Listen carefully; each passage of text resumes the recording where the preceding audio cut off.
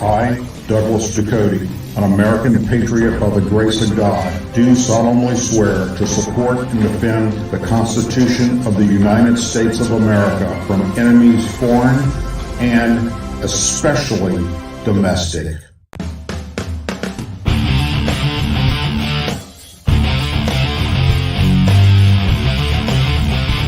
I, Douglas Ducote, an American patriot by the grace of God, do solemnly swear to support and defend the Constitution of the United States of America from enemies foreign and especially domestic. Say it with me. I pledge allegiance to the flag of the United States of America and to the republic for which it stands, one nation, under God, indivisible, with liberty and justice for all. Hello, American Patriots, and welcome to another edition of the Douglas Ducote Show. You had many places you could be tonight, but you chose to be here with me, and for that, I am forever grateful. Thank you very, very much.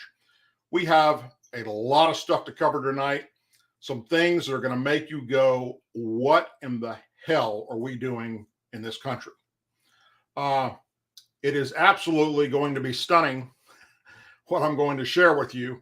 But before we get into that, there are two things that I would like to discuss. One, if you haven't already done so, please go to the YouTube channel, Charlie Hotel 47.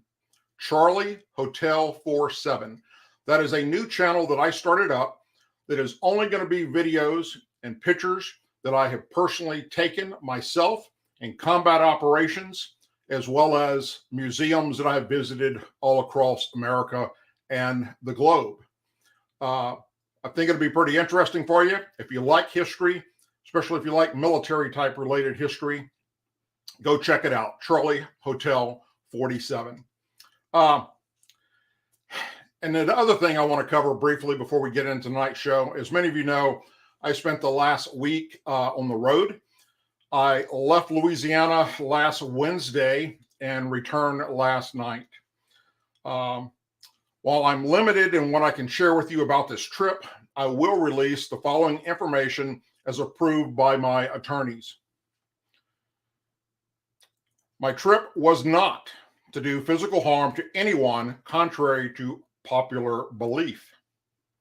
It was to have a sit down with a district attorney, law enforcement, and two family members of Glenn Ray Hyder, aka Douglas Paines, and I accomplished that task. While there is a plan in action to deal with Mr. Hyder, I was informed that he is indeed, in his own way, special needs, and he suffers from a mental illness which is beyond obvious to anyone who has ever watched any of his 400 plus video library on YouTube. Although those videos have since been removed. I downloaded every single one of them before he removed them. We've been downloading them for a couple of years now. So we've got them saved and they're safe. It's beyond obvious of his mental illness by simple fact that in every video, he repeats the same thing over and over and over again, like a broken record. That is not somebody that is mentally all there. For instance, he refers to my special needs son as retarded. He says that I take medications for PTSD, dementia, and Alzheimer's. He claims I read from a scripted sheet of paper that's fictional and not true. He claims I have no journalism credentials, no journalism degree, but does have a degree in Photoshop. I didn't even know you could get a degree in Photoshop, but I guess that's kind of cool to know. He says that I've never worked for a news agency. He says Douglas put into his scripted sheets of paper a PTSD spasm for his audience entertainment. He says I'm a liar and not an American patriot. He likes to say that I've been married several times. He says that I've been fired from my law enforcement job, claims he's a member of anonymous ops since the 70s, claims he was hired by Google and YouTube to monitor my hate speech and social media insurrection, claims to be a fact checker, and repeat for the entire 25 or 30-minute videos that he does. And now, if that wasn't bad enough, he reappeared once he realized I was on my way back to Louisiana, and is now starting to make personal attacks against my moderators. For instance, one of my moderators is a gay man, and he likes to refer to him as a faggot. Claims my moderators are paid.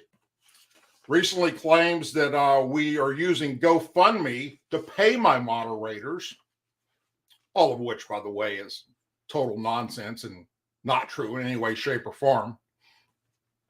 Claims we violated his First Amendment rights by blocking him in the live chat.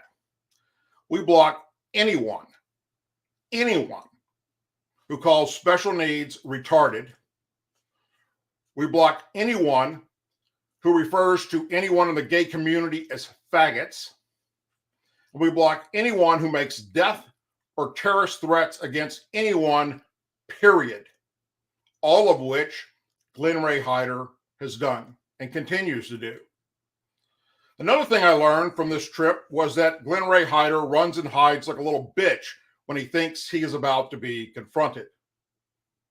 And I'm going to share that with you here shortly. Well, it's called psychological warfare. I used it, and he fell for it, hook, line, and sinker. He is nothing more than a babbling subhuman Mongol. So bottom line is, he will be addressed in an upcoming court case. And this will add to his already past criminal life, where his rap sheet looks like a War and Peace novel. I've seen it. Every single charge against this man, and it is a shitload of them. More to come in the future, but I will not stop until this man faces justice in a court of law. And because of his latest videos, there are other people now that will join in on that lawsuit. Sadly, what is about to happen to Glenn Ray Hyder is his own doings. He is his worst enemy. And he's clueless as to the results of his past actions and current actions. With every video, the hole he digs gets deeper. Hell, he's using a backhoe now. Because of his criminal background, he is now under an even stronger microscope. He was so scared of what I was going to do and that I was coming after him to beat his butt that he called me twice on Wednesday as I was leaving. And just to make sure that if anybody doubts that, I will play for you those two phone calls.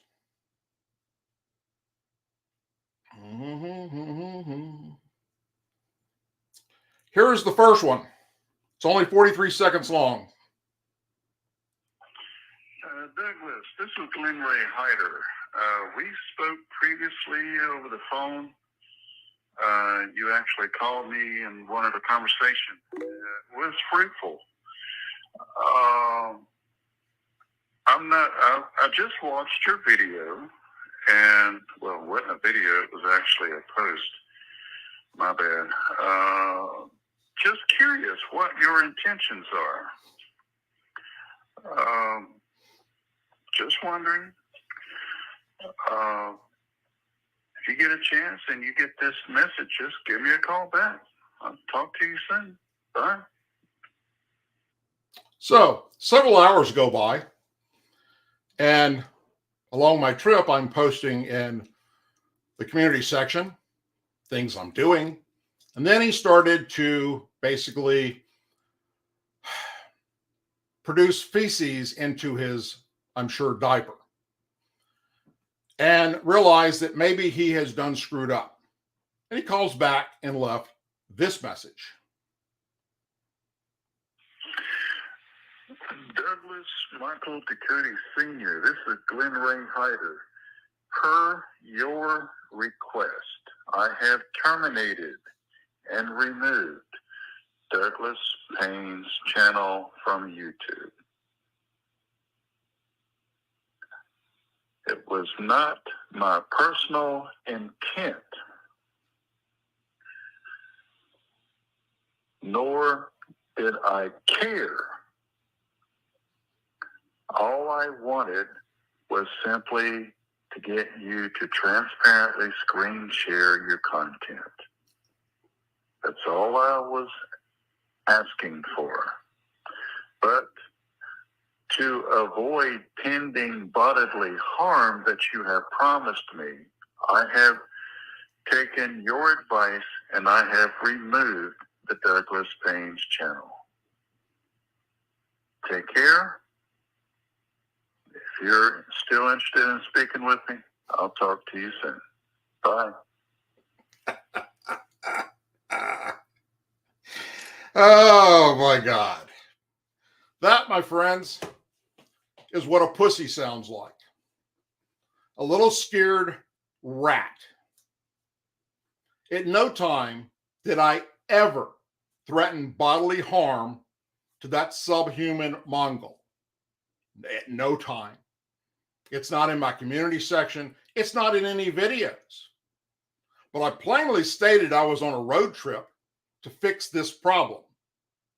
And boy, have I ever. By meeting with the district attorney and law enforcement and members of Glenn Ray Hyder's own family. That, oh, by the way, didn't know about his YouTube channel, the Douglas Payne's crap, and were completely blown away. And of course, they're sharing it with his other family members, those that will have anything to do with him. So, it is what it is. We will continue moving forward. You can attack me all you want. I don't give a shit. But when you start going after special needs, especially my special needs son, and you start referring to my friends that happen to be gay as faggots, or you make up lies and slander me or other people, then I'm coming after your ass, and I'm going to see to it that justice is served. And justice will be served in this case. The district attorney has already made that very, very clear to me. And in the coming days and weeks, it may take a little longer because the court systems are so backed up because of everything that happened when we shut down over COVID. But it's coming. And the more videos he puts out, the deeper the hole he digs. And keep it up, Glenn. Your day of reckoning will happen. And you will get to meet me face to face. Except it's going to cost you a lot of fucking money. Moving on, speaking of idiots, Chicago gun violence erupted into another bloody weekend in which over 50 people were shot, including a 14-year-old boy on a playground and 3 men with gang affiliations killed at a drag racing incident that involved nearly 100 cars, authorities said yesterday morning. The violence occurred from 6 p.m. Friday until 11:59 p.m. Sunday night, Chicago police said. In total, there were 43 shooting incidents and 51 shooting victims, which included at least 8 juveniles. Police said there were 11 recorded murders, 10 people were fatally shot, and 1 was fatally stabbed. Among those fatally shot were 3 Hispanic males at a street racing and drifting incident just before 4 a.m. Sunday in the 4300 block of South Cadiz. Police said a caravan and nearly 100 cars had taken over the intersection when at least 13 rounds were fired. Police said the 3 deceased males, believed to be between the ages of 15 to 20, all had gang affiliations. 2 other Hispanic males were also shot and remain in critical condition. At least 8 juveniles were among the shooting victims over the weekend. On Saturday, a 14-year-old boy was on a playground in the 4400 block of West Wilcox just after 7 p.m. when he suffered a grazing wound to his face. He was rushed to the Stork Hospital in good condition. An hour later, a 16-year-old male was killed after being shot in the back while standing outside the 1200 block of South Fairfield. 2 unidentified male offenders had exited a dark-colored sedan and began shooting at the victim. He was rushed to the hospital where he later died. A 13-year-old girl was also in an immediate area and was struck twice in the neck. She was rushed to the hospital in good condition. 12-year-old boy was in serious condition after being shot in the chest while walking on the sidewalk in the 900 block of South Albany around 5:35 p.m. on Friday.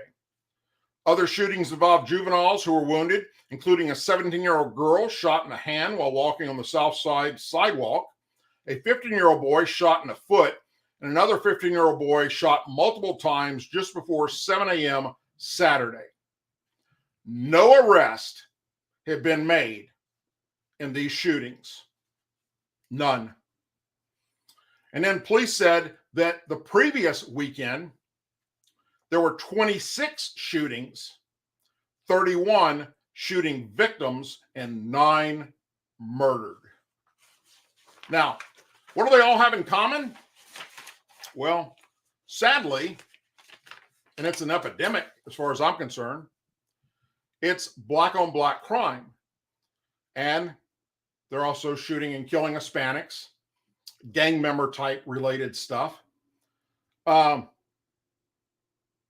Here's how you fix this, Chicago, and any of these major metropolitan cities where this violence is taking place. Think about it.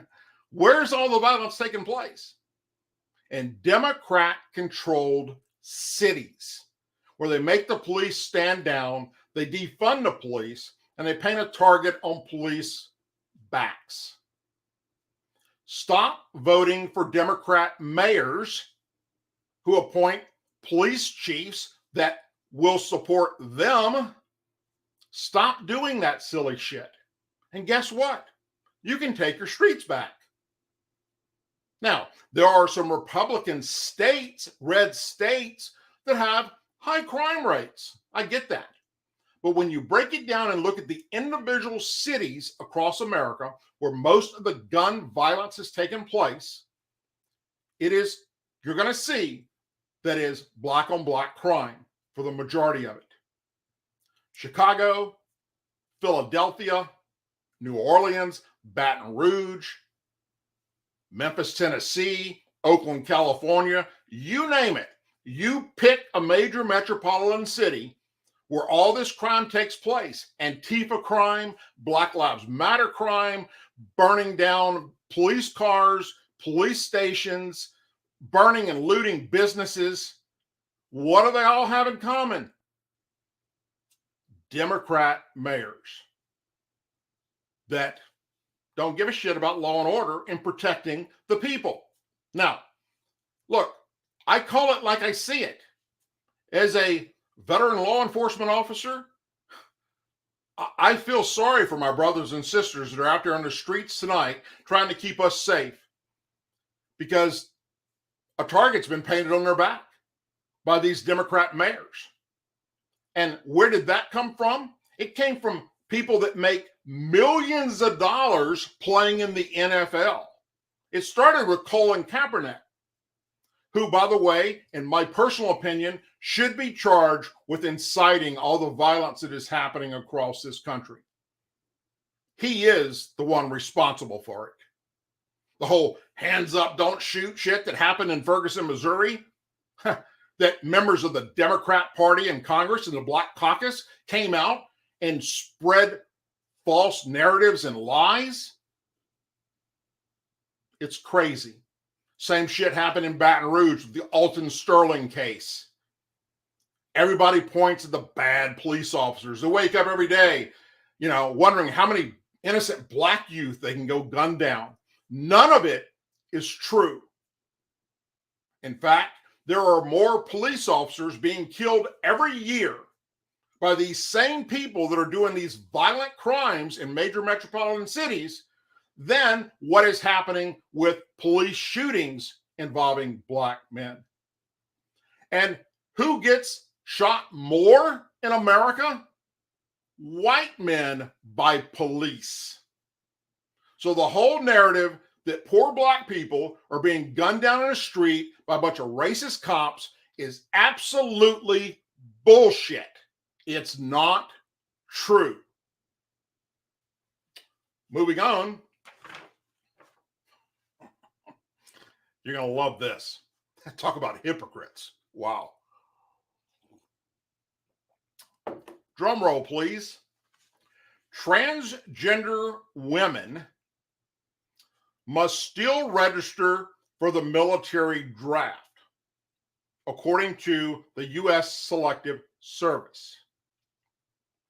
U.S. citizens or immigrants who are born a male and change their gender to female are required to register for the Selective Service, and it states it clearly on their website. Individuals who are born female but identify as a male do not have to register for the Selective Service.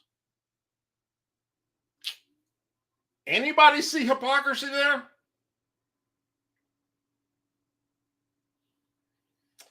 The policy is not new, but gained attention after the Selective Service tweeted at parents this past Friday, reminding them that their sons must register. Parents, if your son is an only son and the last male in your family to carry the family name, he is still required to register with the Selective Service. Learn more about your needs to register, the Selective Service tweeted. The tweet, linked to its government website, outlined that almost all male U.S. citizens and male immigrants who are 18 to 25 are registered or required to register with the Selective Service. The policy predates the Biden administration, but the White House expressed support for all people to be included in the draft last year. The administration supports Section 513 and the registration requirement for all citizens, which further ensures a military selective system that is fair and just. The White House said last year, as Congress weighed adding women to a measure in the National Defense Authorization Act that would require them to register for the draft. President Biden ultimately signed the National Defense Authorization Act last year without the provisions including women. That same year, Biden signed an executive order allowing all qualified Americans to serve in the military. A statement from the White House cited a study from 2016 that found open transgender service has had no significant impact on operational effectiveness or unit cohesion in foreign militaries. The White House directed Fox News Digital to the Selective Service System when approached for comment on the matter. Selective Service System spokesperson Michael Melagray told Fox News Digital last Tuesday that Congress would have to make changes that would authorize women to register with the agency. The Military Selective Service Act authorizes the registration of male persons ages 18 to 25 in order for the Selective Service to be authorized to register women. Congress would have to pass legislation amending the current law. While there is currently no draft, registration with the Selective Service System is the most publicly visible program during peacetime and ensures operational readiness in fair and equal manner. If authorized by the President and Congress, our agency would rapidly provide personnel to the Department of Defense, while at the same time providing an alternative service program for conscientious objectors. Now, why should we care about this? I'm sure some of you are wondering that. Who gives a shit about this? From my conversations, and I've had many with military recruiters and the military recruiting command, we're reaching a critical point where we may very well have to reinstate the draft and draft people back into the military because they're not meeting their quotas. None of them are.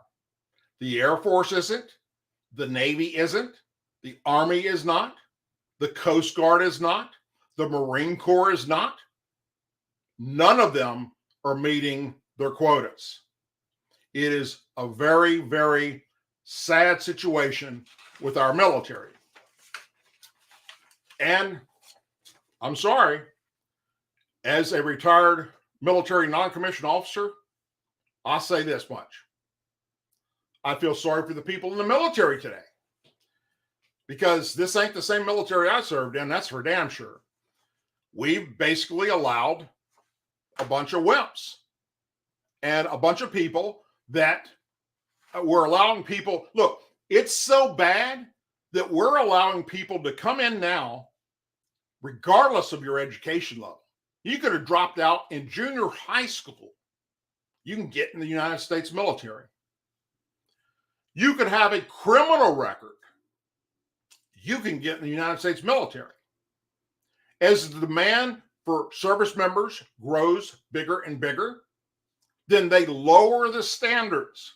And right now, the standards are rock bottom. And that's some scary shit. So anyhow, just to make it clear, so everybody understands the hypocrisy in this whole damn thing.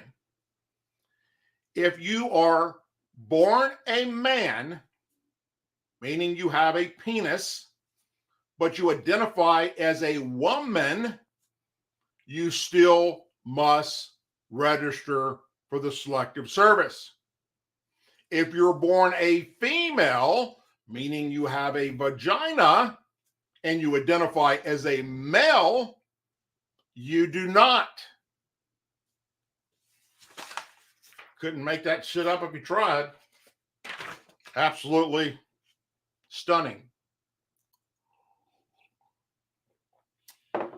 Speaking of stunning, an Ohio superintendent defended a decision to bring a self-described Antichrist bimbo who posted on Twitter about sex work to a high school classroom.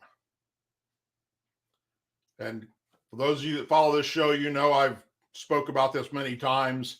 This is why we're where we're at right now, because we allowed the far left to infiltrate our school systems all across America, and they have just fucked it all up.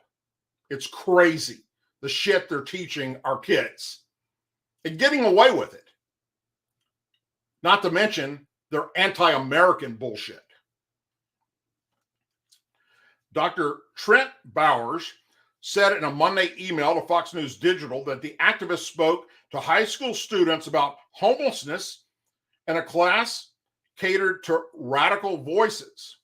He added that a school principal was in the room during the discussion, and there was nothing presented to students like is being presented in social media online. The Antichrist activist, Elizabeth Blackburn, tweeted about the speaking engagement at Worthington Kilbourne High School, hosted October 19th. She said, I spoke to Worthington Kilbourne policies, politics, and racialism classes today and presented title solidarily, the case of Camp Shameless. It was such an awesome experience. I can't wait to read what the students write about. According to a screenshot shared by Libs of TikTok in the Twitter profile, Blackburn identifies herself as an Antichrist bimbo, fat, F-A-T, activist, and included sex work. Other screenshots captured by Libs of TikTok showed Blackburn showing off hashtag anti-fashion and sexually explicit pictures. She also linked to a nonprofit group called the First Collective. The group is located in Central Ohio and sponsors an encampment called Camp Shameless.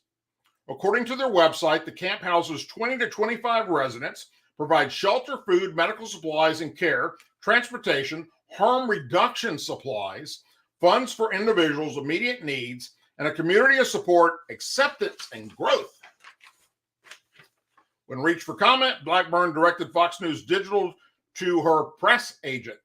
They reached out to the press agent, who has not responded. Bauer said the elective course, called U.S. Political Thought and Radicalism, has been around for decades and is offered to only seniors at 2 high schools. The superintendent defended hosting the speaker and called the focus on Blackburn's social media unfortunate. Worthington Kilbourne's recently had a speaker who focused on activism for the homeless population. That speaker, social media is drawing attention, and unfortunately, people are not taking the time to understand that by nature, the speaker in this elected-only class will be radical. A description of the class states, it examines political thought in the United States of America from the extreme right. And also, we will include the extreme left and beliefs beyond the traditional political spectrum. Reason magazine reported that previously Bill Ayers, who's a domestic terrorist, also where Barack Obama started his campaign in Bill Ayers' living room. He was a member of the Weather Underground, and they bombed different locations in America. And a white nationalist by the name of Richard Spencer was also invited to speak. I'm telling you, we're going to hell in a handbasket. Midterms are right around the corner. We better get the hell out there. Speaking of midterms, Governor of Florida is up for re-election. Republican Florida Governor Ron DeSantis vowed Monday to end the political career of his Democrat opponent, Charlie Crist, while the latter defended gender surgeries for minors during a fiery debate for 2 weeks ahead of the November general election.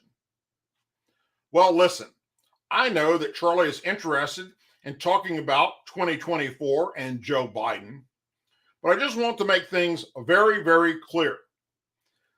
The worn out old donkey I'm looking to put out to pasture is Charlie Crist. That's freaking great. The Saints declared after Crist tried to force him to say whether he was planning to run for president or serve another full term as governor should he be reelected. The moment came as the two clashed over the economy and plans to tackle the historic inflation gripping the nation, brought on, the Saints said, by the policies of President Joe Biden and Democrats like Charlie Crist. The Saints, who is widely seen as a political challenger to Biden in 2024, didn't say whether he would serve a full second term as governor, but instead hit back at Crist for criticizing him over his tax policies when he served as governor from 2007 to 2011. The two traded barbs over the coronavirus pandemic, the state's response to Hurricane Ian, and immigration. However, one of the most intense moments came when Crist defended gender transition surgeries for minors. That's right. Don't wait until you're an adult where you can make an informed decision. No, if you're a little kid and you think you should be a girl, then we can cut shit off of you. That's what's happening here. And that's what this guy is defending.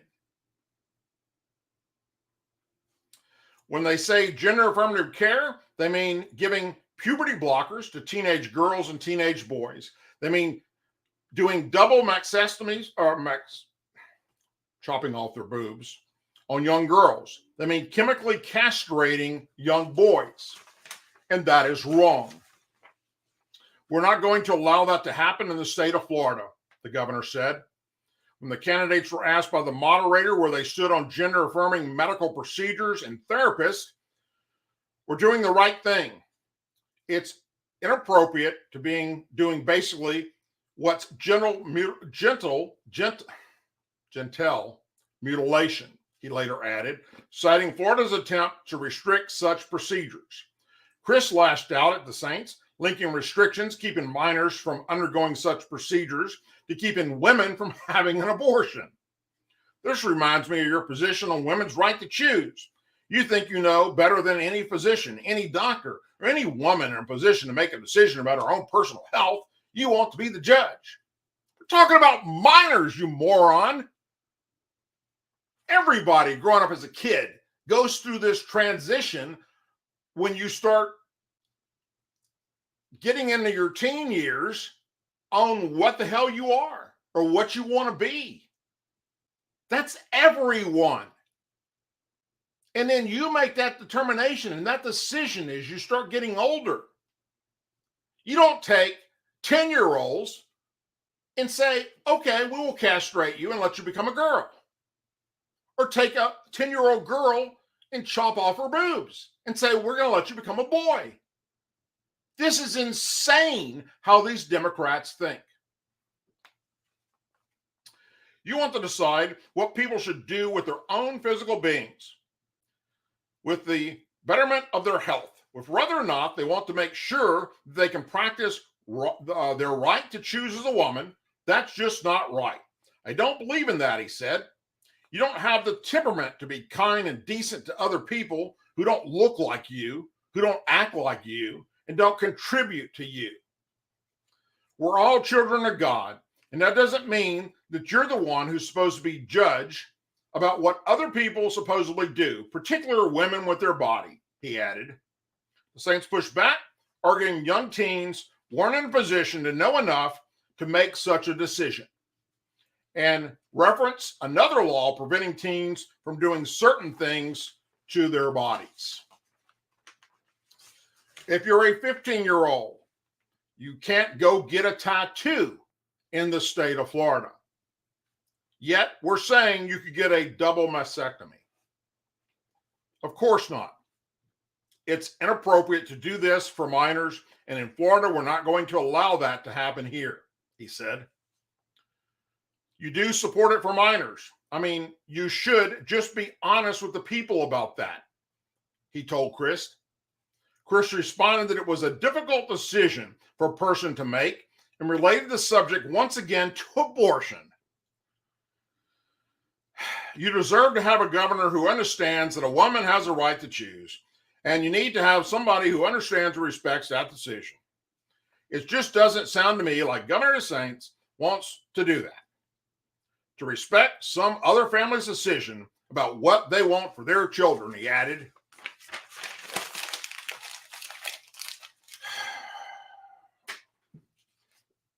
I can't even believe we're having this conversation in the United States of America. It's mind-boggling. I don't care what you identify as. Don't give a shit. I don't care who you marry. I don't care what you do behind closed doors. I don't care. Neither should any of you.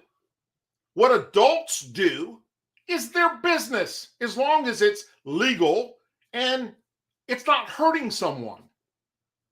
But when you allow minors to be influenced by sex workers in the school and transgender people dressing up like fucking circus clowns to read story hour to the kids, and you think it's okay for little kids to say, oh, I'm a boy, but I want to be a girl. Please take this thing off that's in between my legs. Or a girl to say, I don't want to ever have boobs. Take them away because I want to identify as a boy. That's some sick, twisted shit. That's what that is. Let's see. I'm going to save that one for the last. 2 weeks before November midterms. Guys, you're going to love this shit. The Department of Justice is fighting a Freedom of Information Act request on how it is enforcing Joe Biden's executive order that directs federal agents to engage in what a government watchdog group calls an unconstitutional taxpayer fund get out and vote effort designed to benefit the president's political party, the Democrats. How many of you even knew that existed? I didn't until today. Really? How did this even freaking get past us? Oh, I know, because the news media doesn't fucking report on it. That's how it got past us. Biden's order was in March of 2021, promoting access to voting, states that executive departments and agencies should partner with state, local, tribal, and territorial election officials to protest and promote the exercise of the right to vote, eliminate discrimination and other barriers to voting, and expand access to voter registrations and election information. That sounds pretty straightforward and simple to me, that we should all be able to get behind, right? Wait, there's more. After unsuccessfully seeking the information about the DOJ's plan to implement that order, the Foundation of Government Accountability sued the Department of Justice for that information this past April of 2022. 6 months later, and with the midterm election fast approaching, all that the FGA has is a handful of heavily redacted documents from the DOJ. The group accuses the Biden administration of hiding its effort to have the federal government work to the benefit of the Democrats. President Biden is deeply unpopular. It's clear his administration has weaponized the DOJ to hide records and is using the legal process to run out the clock before the midterm elections. Taryn Bragdon, FGA president and CEO, said in a statement, Department of Justice offered flimsy excuses to justify concealing key information regarding their participation in government-funded get out the vote efforts. You with me on this?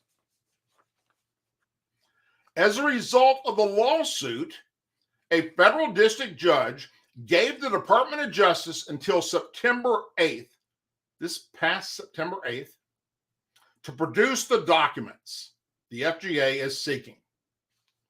But the 135 pages the DOJ produced were largely redacted. And FGA said it didn't come close to satisfying their demands.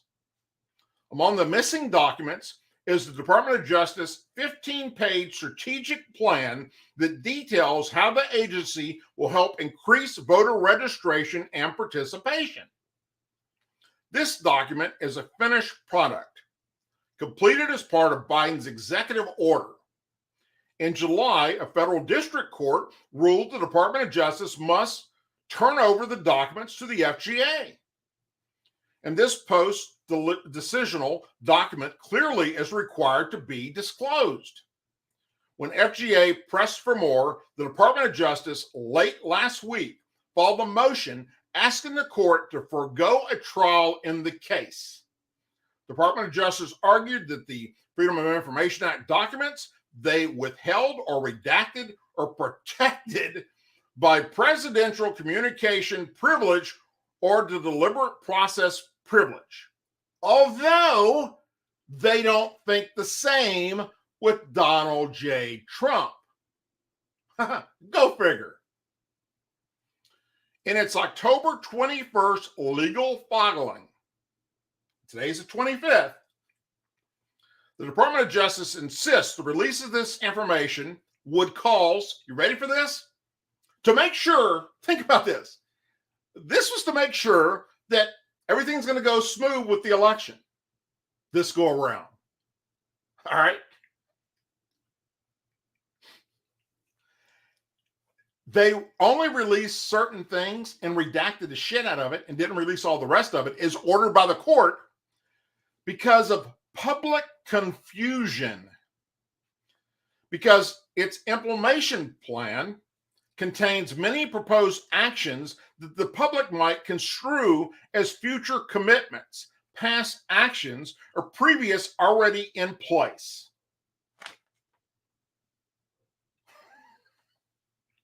Stuart Winston, legal director for the FGA, told Fox News Digital that his group is preparing a cross motion to counter the Department of Justice stonewalling. We'll ask the judge to compel the Department of Justice to finally reveal documents that they've been hiding, including their strategic plan to carry out President Biden's federal election scheme, he said. Biden's order from 2021 said the Attorney General, Merrick Garland, would work directly with the Federal Bureau of Prisons, Probation and Pretrial Service Offices, and the U.S. Marshals Service to establish procedures consistent with applicable law to provide educational material related to voter registration and voting, and to the extent practicable, to facilitate voter registration for all eligible individuals. Biden also directed the Attorney General to take appropriate steps consistent with applicable law to support formerly incarcerated individuals in obtaining a means of identification that satisfies state voter identification laws. So what are they hiding? Why redact all these documents? Why are you holding them back? Why have they just not released them? Sounds to me like we've weaponized the Department of Justice and the FBI to steal the upcoming election.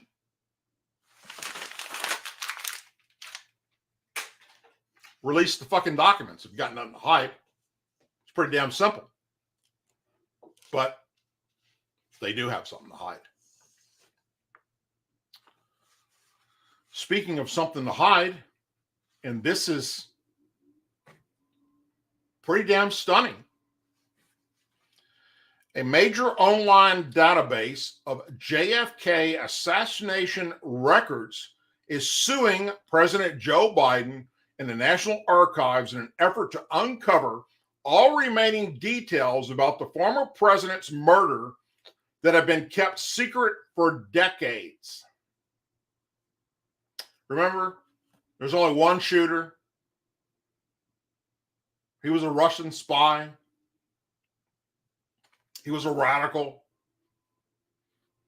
No matter all the other evidence that was brought out in the JFK situation.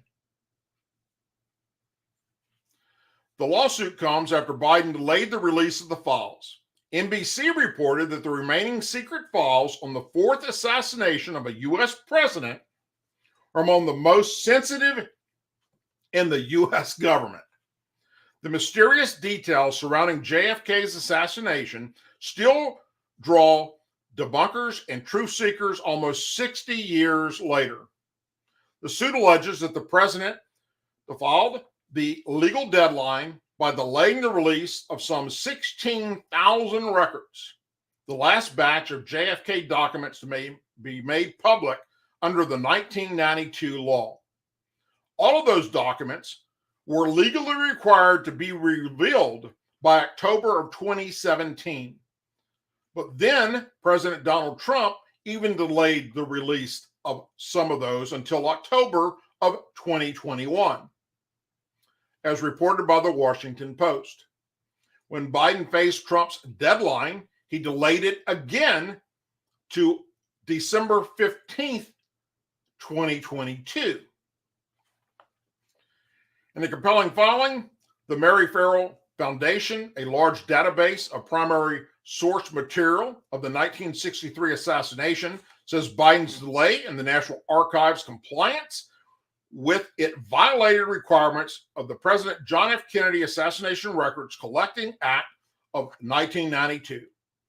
It's high time that the government got its act together and obeyed the spirit of the letter of the law, said Jefferson Morley, Vice President of the Mary Farrell Foundation. adding, "This is about our history and our right to know it." Historians, activists, and Kennedy family members alike expressed support for the lawsuit to NBC. "It's bizarre. It's been 60 years since my uncle's death," said Robert Kennedy Jr. "What are they hiding?" The JFK documents aren't widely thought to hold new bombshell or smoking guns, NBC reported, although they're not being released.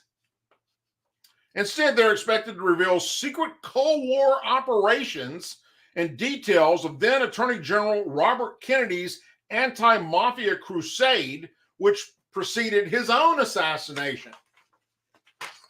So who gives a shit? It's 60 years ago. What secrets could be hiding in there? Why? Why are you not releasing these documents? 60-year-old documents on the assassination of a president. What are they trying to hide? And who are they trying to cover for?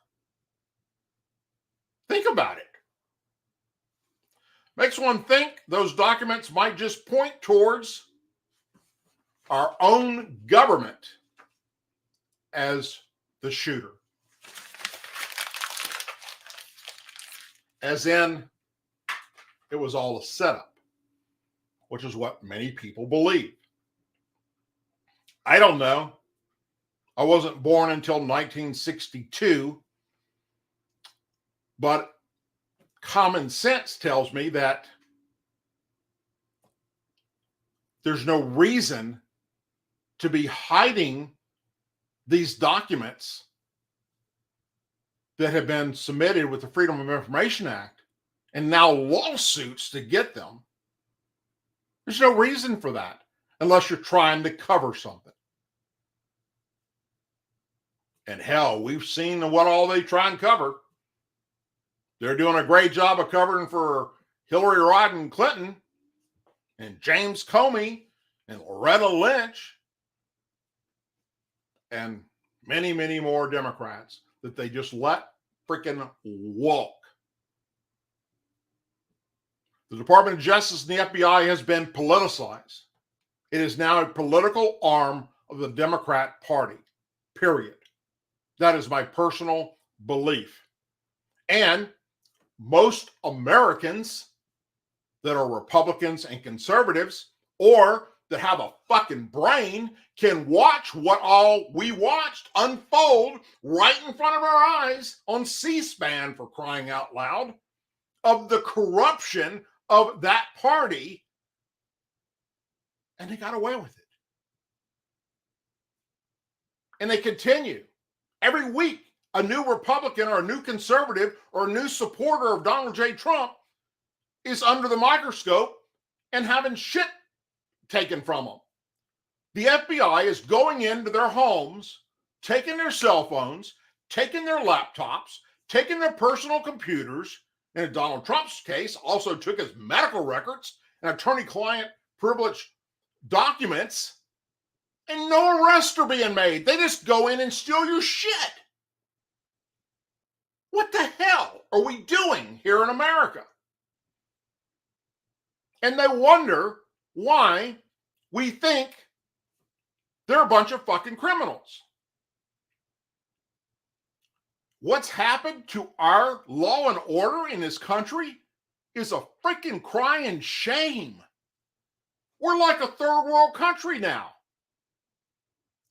where politics rule what we're going to do in the law instead of the law itself. They do not hold accountable Democrats for the crimes that they have been committing. They don't do it.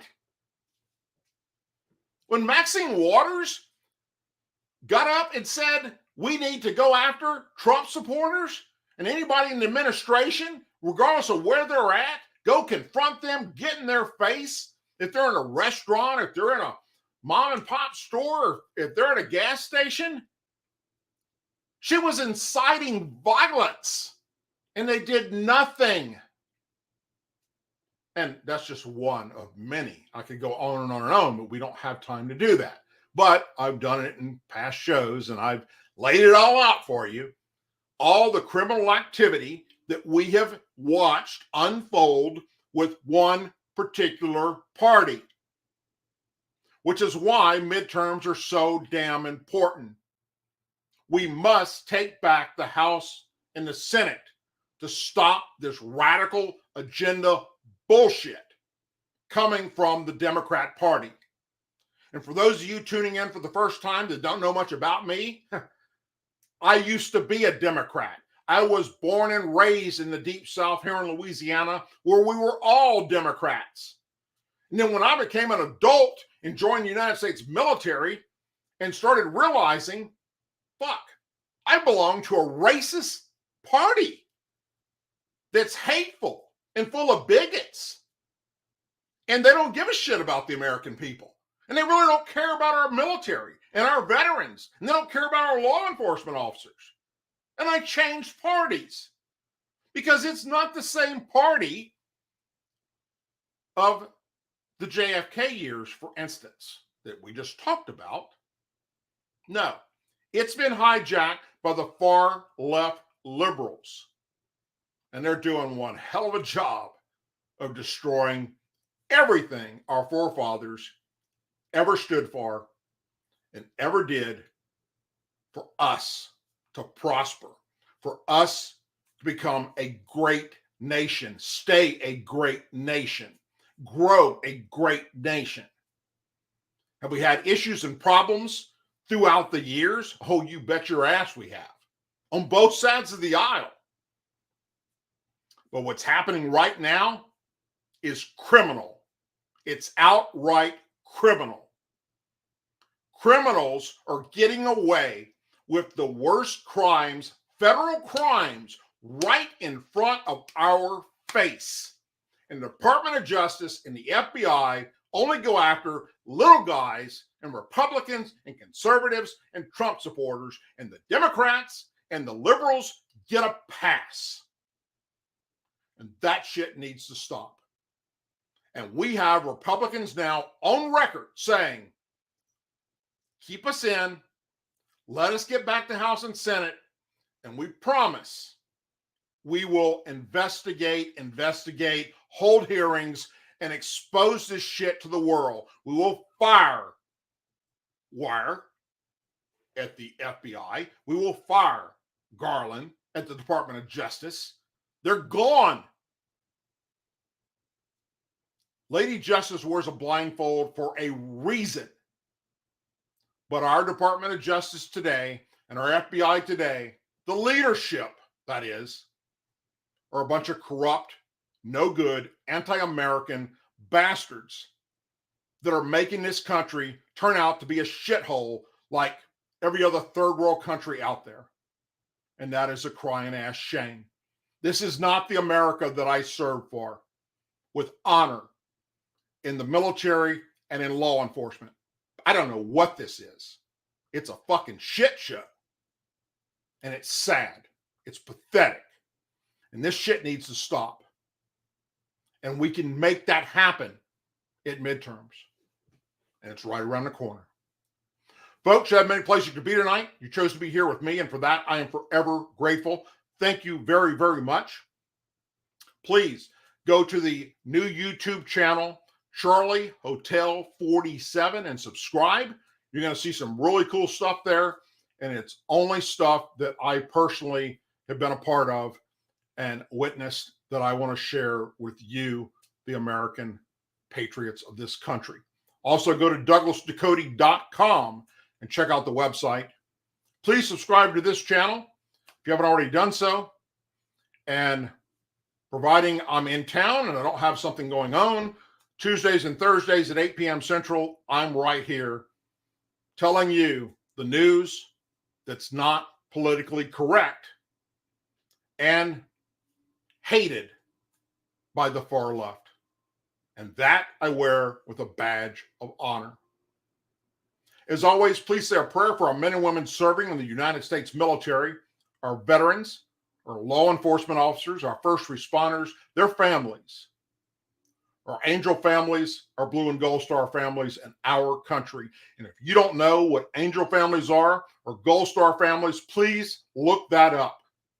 They need our support more now than ever before because this current administration is literally pissing on the graves of their loved ones, and that is unacceptable. Thank you, everyone. God bless you, and I will see you Thursday night, 8 p.m. Central, right here for another episode of the Douglas Ducote Show. And I'm sure between now and then, more unbelievable, crazy shit is going to go down. Take care, everyone, and I'll see you soon.